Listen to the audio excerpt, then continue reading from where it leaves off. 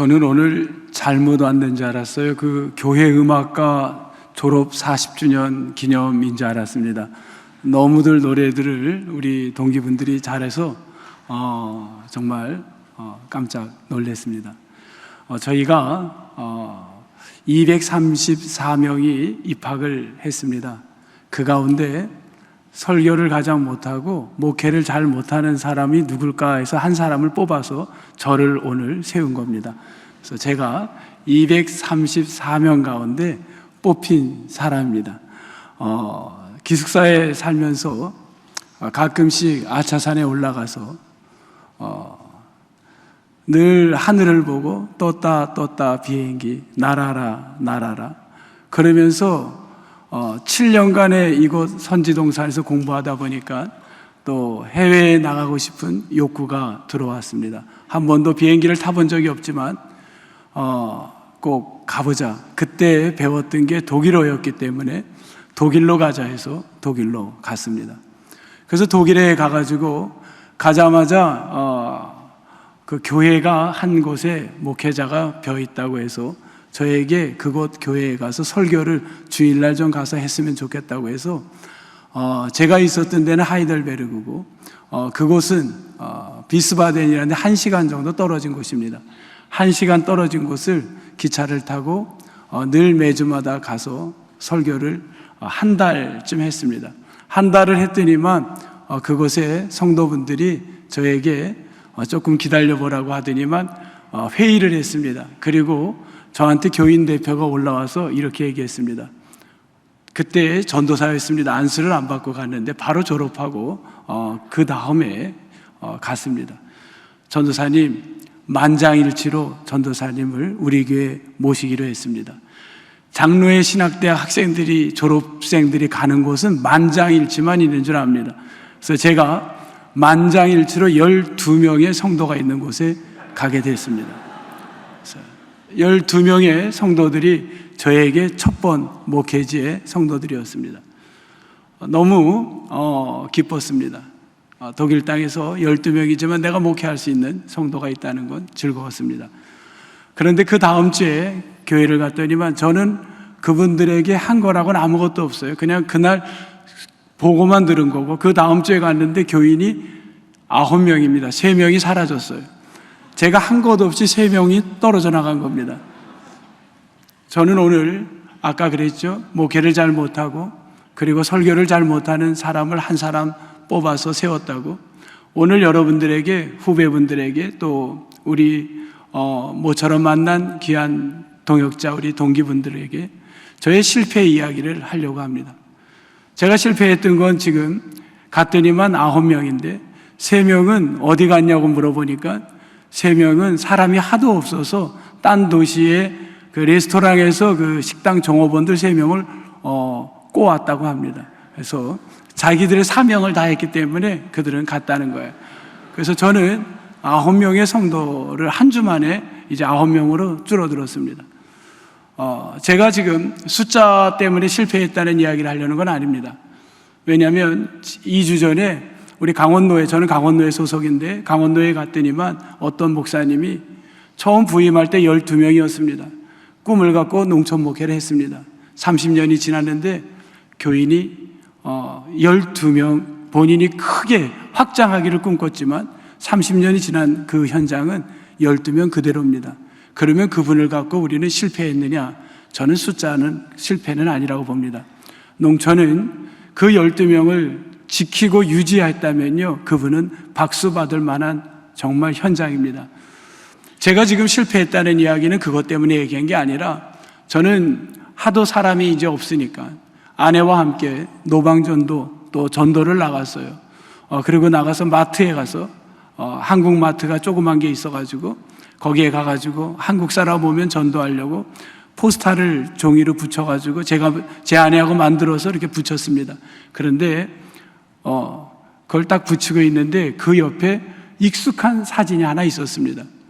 봤더니만 학창시절 같이 학교에서 공부하던 분의 얼굴이 거기서 있는 겁니다. 너무 반가웠어요. 너무 기뻤어요. 근데 그 반가움은 5분도 지나지 않았습니다. 몇 분 안 있어서 너무 마음이 이상한 게 찾아오는 거예요. 저는 포스터를 만들고 전도지를 붙이러 다니는데 그 친구는 칼라 인쇄가 돼갖고 딱 나와 있는데 한 몇 분이 안 돼서 제 속에서 뭐가 찾아오냐면 비교, 그리고 열등감, 피해 의식, 이런 게 꽉 찾아오기 시작을 했습니다. 왜 이렇게 오는지 모르겠어요. 갑자기 내가 지금 뭐 하고 있는 건가? 나는 독일에서 지금 뭘 하고 있는 거지? 시간을 이렇게 허비하고 있나? 내는 9명의 성도를 갖고 이 독일 땅에 이곳에서 공부도 지금 안 되고 언어도 안 되고 이렇게 보내다가 내 인생이 끝나는가 하는 그 열등감이 너무 저를 괴롭히기 시작했습니다. 그런데 그렇게 이 패배의식, 피해의식, 열등감에 꽉 사로잡혀서 있는 제 속의 그 모습들이 뜻하지 않게 찾아오는데 이 모습들이 한 번은 이렇게 이제 경제적인 어려움이 있으니까 밭에 나가서 일을 합니다. 가서 그 농작물을 딸기를 따고 그런 이제 그 망명 독일에서는 유학생들이 학생 비자로는 일을 할 수가 없습니다. 그런데 그 망명자들이 하는 곳에 가서 이제 경제적인 생활이 안 되니까 가서 일을 하는데 그때 그 땀을 흘리고 일을 하다가 이제 차를 타고 버스를 타고 이렇게 집에 오는데 교인을 만났습니다. 교인들에게는 일한다는 얘기를 하지 않았어요. 근데 그 성도님이 저를 보더니 목사님 어디 운동 갔다 오세요? 그러더라고요. 그래서 예, 지금 어디 이제 운동하고 옵니다. 그랬더니 그 운동할 시간 있으면 저희 집에 밭에 와서 좀 농사 좀 도와달라고 그렇게 얘기를 하는 거예요. 제가 한참 농사 짓고 왔는데 또 농사를 도와달라 해서 제가 너무 지쳐가지고 죄송합니다. 오늘 제가 아무래도 약속이 있고서 힘들 것 같습니다. 했더니 이분이 얼굴이 싹 달라지는 거예요. 그 9명의 성도가요, 절대 9명은 시험 들지 않을 것 같은데 9명도 시험이 듭니다. 9명을 갖고도 시험이 드는 거예요. 딱 머릿속에 스쳐오는 게 뭐냐면 저 성도가 다음 주는 교회 안 오겠구나 하는 마음이 찾아오는 거예요. 아니나 다를까 그 사람이 그 다음 주에 교회로 오지 않는 거예요. 얼마나 마음이 아픈지 찾아가서 그분에게 얼마나 많은 이야기를 했는지 모릅니다. 그 순간 집에 돌아오는 저의 발걸음에 너무 아픔이 찾아왔어요. 무슨 아픔이냐면 나에게 언젠가 하나님께서 너 독일이지만 네가 목회자로 목회를 한다면 9명이라도 너가 기도해야지. 주일날만 예배 한 번만 드린다고 되겠니? 새벽에 가서도 기도하고 네가 해야지. 그때 제 속에서 뭐가 나왔냐? 하나님, 여기 독일에 누가 새벽을 기도합니까? 장소가 어디 있습니까? 독일 사람들이 새벽 그런 거 하지 않잖아요. 9명의 성도인데 무슨 내가 그것까지 합니까? 이런 생각들이 나에게는 얼마나 찾아왔는지 몰라요. 그런데 인간 앞에는 내 자신이 너무 초라하게 그 사람의 비유를 맞추려고 하는 저의 자신들이, 그게 저에게 찾아왔던 겁니다. 조그만 것도 비교하고 패배감, 열등감 이런 것들로 꽉 찬 거예요. 그 순간 제가 나는 사람을 보고 끊임없이 이렇게 고민하고 목회하고 있구나 하는 마음이 찾아왔습니다. 너무너무 마음이 괴롭기 시작을 했어요. 어찌 보면 사도행전의 이야기가 그런 이야기들로 나열이 되어 있는지 모릅니다. 숫자에 보면 120명, 3,000명, 5,000명 숫자를 계속 나열을 합니다.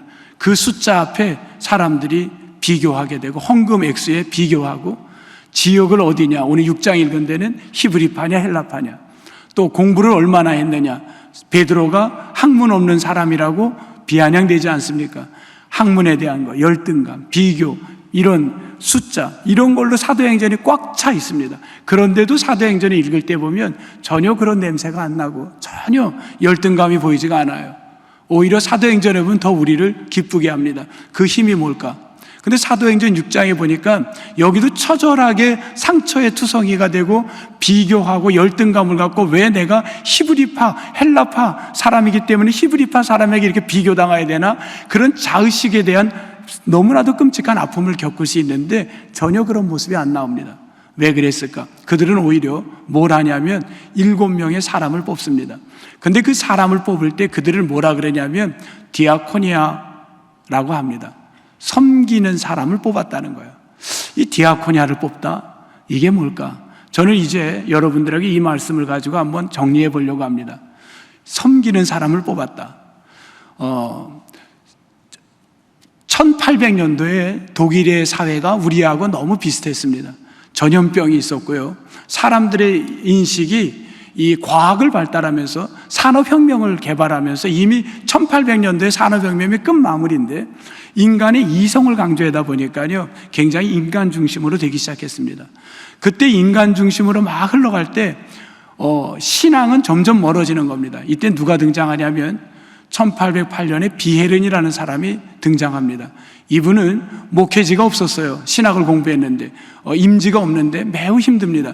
근데 자기 집에 고아들 7명을 돌보면서 그가 뭘 만드냐면요, 인너로 미션이라는 이야기를 합니다. 내부 선교라는 말을 만들기 시작했어요. 그 말은 외부에서 찾아온 게 아니라 성경 안에서 찾은 겁니다. 인너로 미션, 이거를 해야 되겠구나.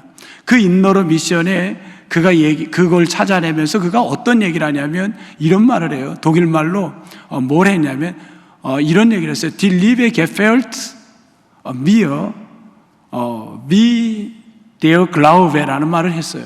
그 말이 뭐냐면 사랑은 나에게 있어서는 사랑은 나에게 있어서 믿음이다라고 이야기를 한 거예요. 믿음에 속한다. 그러니까 이 말은 믿음은 사랑이 없으면 안 된다는 이야기를 한 거예요. 이 이야기를 이게 누가 이야기를 했냐면 사실은 그때로부터 훨씬 전에 1517년 우리 어제 종교개혁주일이었는데 루터가 이야기를 한 겁니다. 루터가 비텐베르그에서 이 믿음에 대한 이야기를 사랑에 대한 걸로 설명을 해나갑니다.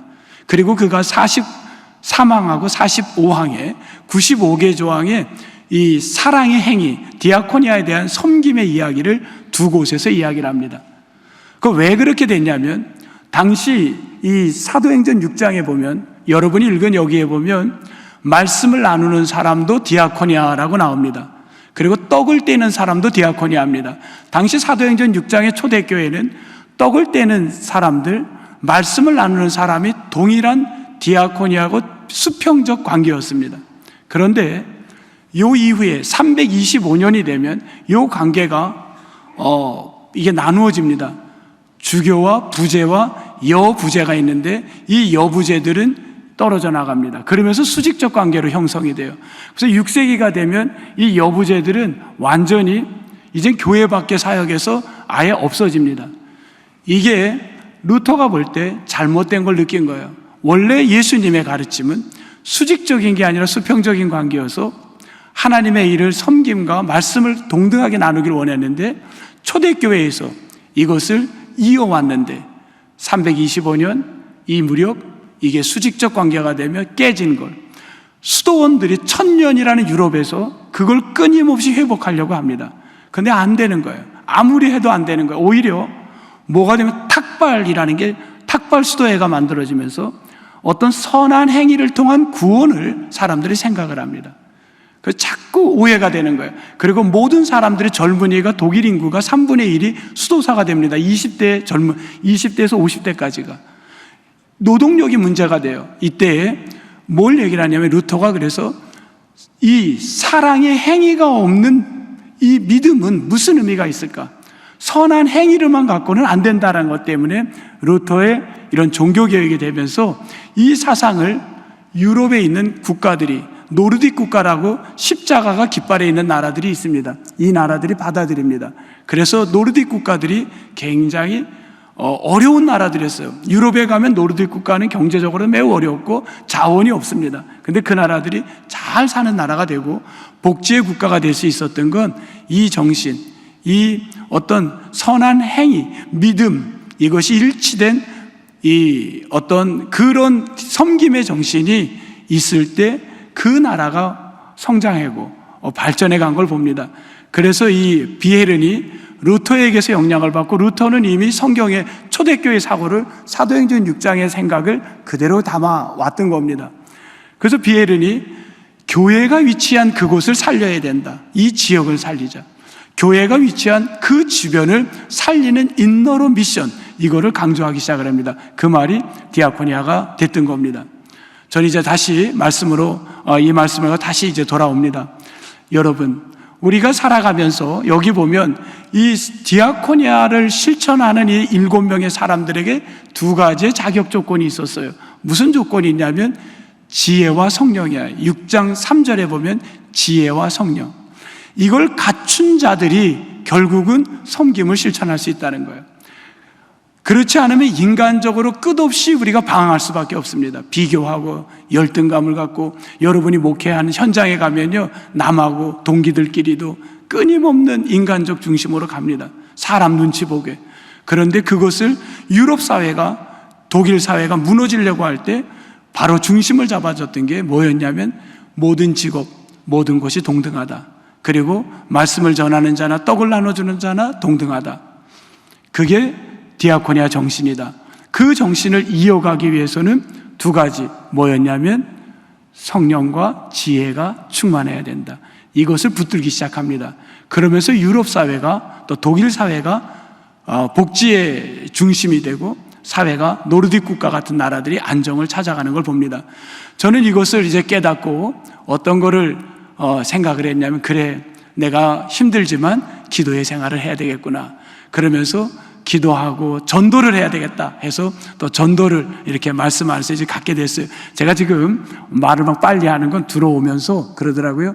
12시에 예배가 끝나야 된다고. 근데 지금 시계를 보니까 아까 제가 거의 한 5분쯤에 제가 해서 막 지금 이 시간을 맞추느라고 횡설수설 막 가고 있습니다.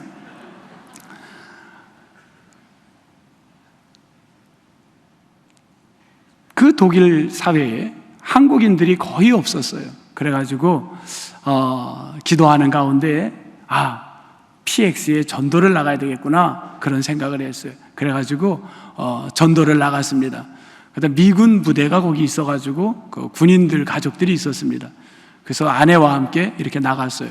그래서 이렇게 보니까 한국 사람 같은 사람이 보여요. 그러면 저는 담임 목사고 제 아내가 부교육자니까 제가 안 가고 제 아내를 툭 칩니다. 그러면 제 아내가 얼른 가요. 가가지고 Are you Korea? 그래서 이제 물어봐요. 그러면 이제 그 사람이 뭐 이제 한국 사람일 땐 저거지만, 이제 보통 외국 뭐 필리핀도 있고 뭐 다양한 나라들이 있으니까 그런 이제 저거 하는데, 어떤 분이 분명히 한국 사람 같아요. 그래서 제 아내가 뛰어갔어요. 근데 이 사람이 갑자기 막 도망을 가는 거예요. 그래서 도망을 가니까 저하고 제 아내가 그 여자분을 막 따라갔어요. 아파트로 싹 들어가더라고요. 군인 아파트로. 그래서 벨을 누르니까 문을 탁 열어준데 저희가 있으니까 문을 꽉 닫는 거예요. 그래서 너무 마음이 아팠어요. 분명히 목사인 줄 알 텐데, 적어도 교회에서 온 걸 알 텐데 저렇게까지 할까. 근데 우리 장로회 신학대학은 끈기가 있지 않습니까? 이 장로회 신학대학 출신 분들이니까 포기하면 안 되죠. 그 다음 주에 또 갔어요. 그래가지고 또 벨을 눌렀어요. 그랬더니만 이분이 문을 또 열었어요. 근데 제가 서 있으니까 또 문을 꽝 닫는 거예요. 그리고 그 다음 주에 또 갔어요. 그리고는 안 나와요. 그 다음 주에는 장미꽃 한 송이를 이렇게 문 앞에다 놓고 왔어요. 그리고 3개월, 4개월, 매주마다 5개월, 6개월을 그 집 앞에다가 장미꽃을 놓고 왔어요. 꼭 그 집 대문에다가 무슨 묘에 가면 놓듯이 다 놓고서 이러고 나온 거예요. 그리고는 집에 있는데 6개월을 장미꽃을 그 대신 한 송이씩만 사서 놨어요. 비싸니까. 근데 6개월째가 됐는데 밤 12시에 전화가 왔어요.